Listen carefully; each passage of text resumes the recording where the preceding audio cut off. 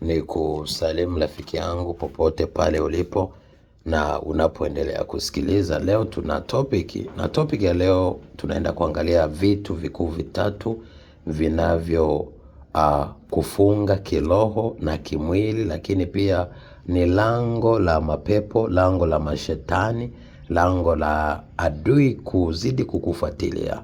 Wawe ni maadui wa familia, wawe ni maadui wa kazini, wa huduma, hata na wachawi wa kila aina, falme, mamlaka, wakuu wa giza, majeshi ya pepo wabaya.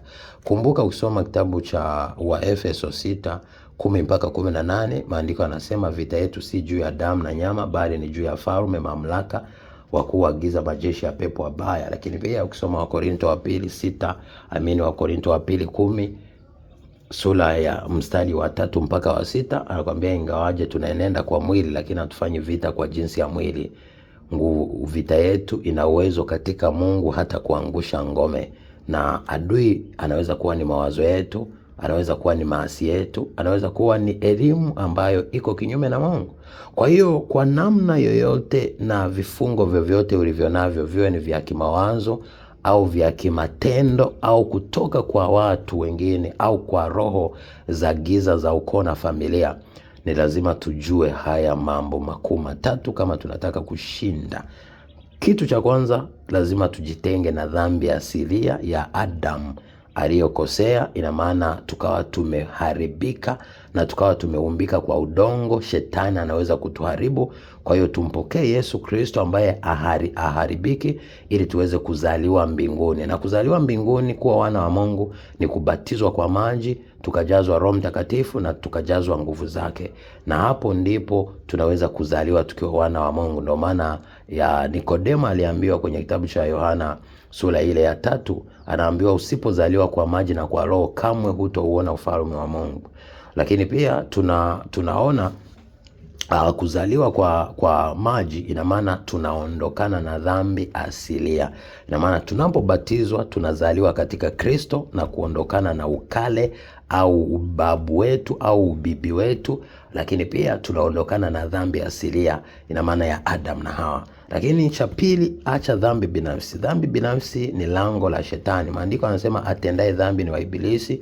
Lakini pia maandiko yanasema atendaye dhambi ni mtumwa wa dhambi. Lakini pia maandiko yanasema asiyetenda dhambi ibilisi hamgusi.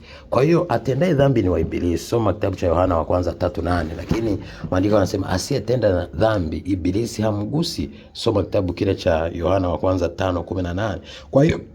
Kwa hiyo unapotaka kumtafuta Mungu na kutembea katika kufunga malango machafu ya giza, jitahidi hicho kitu cha pili kifanye. Tembea katika utakatifu kwa kuacha dhambi binafsi. Lakini cha tatu, dhambi za mababu na mabibi na roho za mizimu lazima uzivunje, ujitenge kupitia maombi, kupitia mifungo, na tumia damu ya Yesu. Maana damu ya Yesu ndio ilitununua kutoka kwa mababu, kutoka kwa mabibi, kutoka kwenye damu ya asili ya Adam, kutoka kwenye damu ya asili ya mababu zetu na mabibi zetu.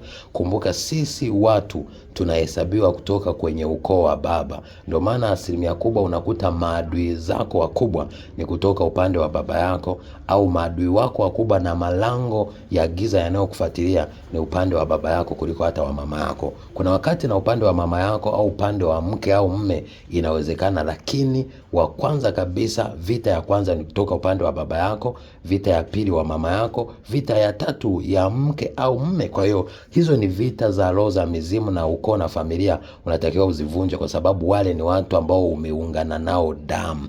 Unapooa, unapoolewa, umekuwa mtu mmoja na yule mtu. Kwa hiyo damu yako na yule imeungana, kwa hiyo roho za yule zinaanza kukufuata.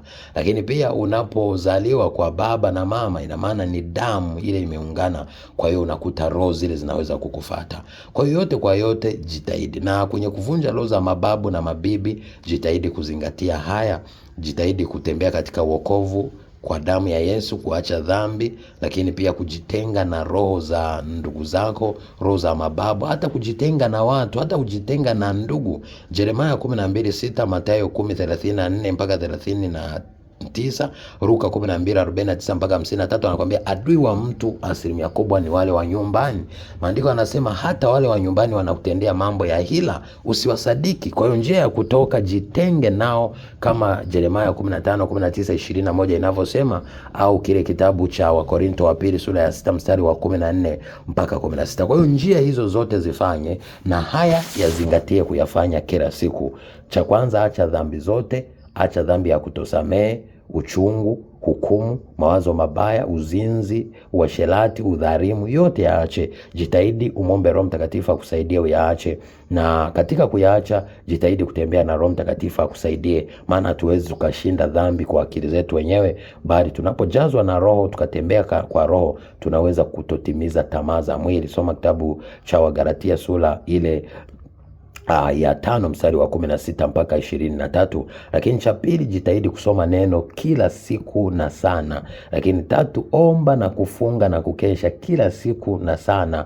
Kufunga si mpaka kila siku, funga kulingana na Roho atakavyokuongoza, lakini kuomba na kukesha jitahidi, kwa sababu maandiko yanasema walipolala adui alipanda magugu kwenye ngano. Kama unapenda usingizi, uamke usiku kuomba, shetani hutokuja kumshinda. Lakini 4, saidia wahitaji ili Roho Mtakatifu akusaidie na wewe, kwa sababu unapomsaidia Roho Mtakatifu, unapomsaidia yatima au mjane, Mungu akasema kwamba atakulipa kwa tendo jema, lakini pia yeye ni baba wa yatima na mume wa wajane. Kwa hiyo unapomsaidia na yeye Mungu atakusaidia kwa sababu umewasaidia watu wengine. Lakini 5, tenda haki na kusema kweli na kusimamia kweli. Lakini 6, husika katika kazi ya Mungu, huduma. Kuna huduma 8, Wakorinto wa kwanza 12:28 tunaona kuna huduma 8 zimetajwa.